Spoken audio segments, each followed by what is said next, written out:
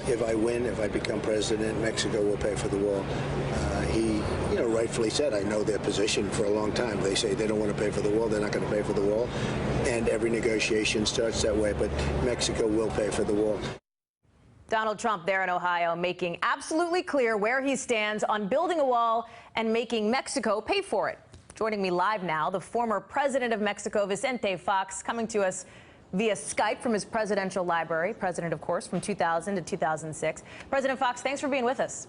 A pleasure, and thank you for the opportunity. Sure. Now, listen, you famously said months ago that there is no way Mexico will pay for this border wall. You added an expletive for good measure. Donald Trump now says that this is simply the beginning of the negotiation. So, is there a situation in which the Mexican government could change its mind, pay for the wall? Absolutely not. In all possible terms, no, because we have our pride. We are a sovereign nation, and we're never, ever going to pay for anything built in the United States. But more so, it's something that we hate. It's a terrible mistake. If Trump builds that wall, which he is not going to be able to do because he will not be president, except he builds it with his own money, it will be U.S. taxpayers paying for that wall. A wall that, like the Chinese wall, the Berlin Wall, will never serve the purpose. We should use our mind, our intelligence, to deal with this problem in the border, to have an orderly border, and that's submitted to Congress, to U.S. Congress, on the bill presented by McCain and Kennedy as senators, a bipartisan bill. That's the solution. It's intelligent, it's wise, it's to the convenience of both nations. So the current Mexican president obviously shares your stance on not paying for the wall.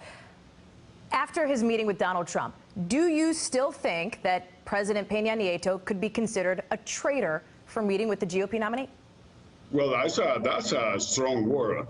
Your word, though. That is what you said prior to the meeting. I said that if he will continue with this, yes, because it's going against 120 million Mexicans. Everybody thinks here that he is not representing us. He made a big historical mistake, and he made it by inviting Trump or whoever. He's not. He's the president of all Mexicans. Trump is a nobody, a candidate which is losing and dropping in the polls, in every polls that I see. And I don't know why he brought him. It's a very candid thing. I don't know who advised Peña, but it's a big mistake. And the other thing is, it's incredible, the inconsistency, the way Trump lies. He comes here to have a soft language, giving love to Mexicans, and he goes back there, he just crosses the border, and again, we see the same Trump, aggressive, violent, just without any consideration and respect to nobody. I don't understand why he has followers.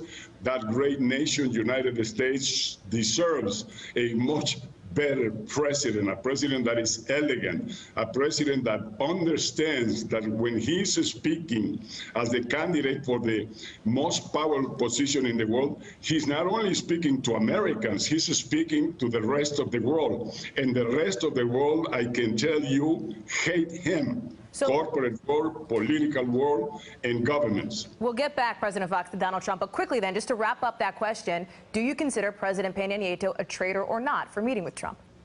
No, but of course not. It was a terrible mistake, a historic mistake, but there is no traitor. If he would have signed something like Santana, when Santana sold a piece of Mexico to the United States, then he would be.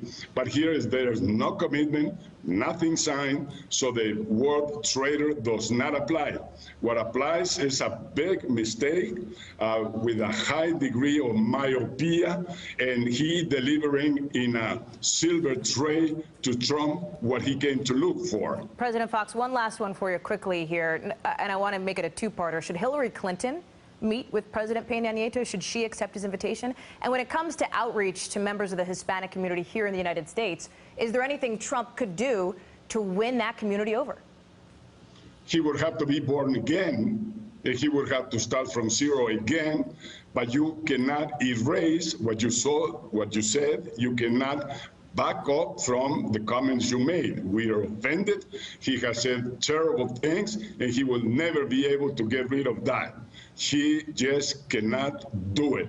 And Hillary Clinton, should she meet with President Fox?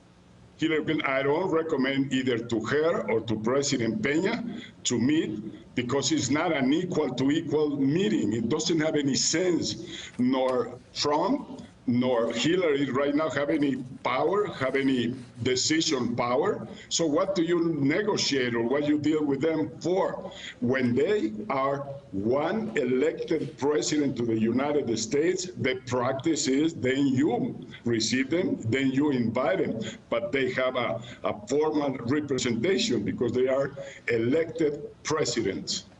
Former Mexican President Vicente Fox joining us live from San Cristobal. Thank you so much for being with us, President. Pleasure. Bye-bye. Thank you. We'll be right back. Hey there, I'm Chris Hayes from MSNBC. Thanks for watching MSNBC on YouTube. If you want to keep up to date with the videos we're putting out, you can click subscribe just below me or click over on this list to see lots of other great videos.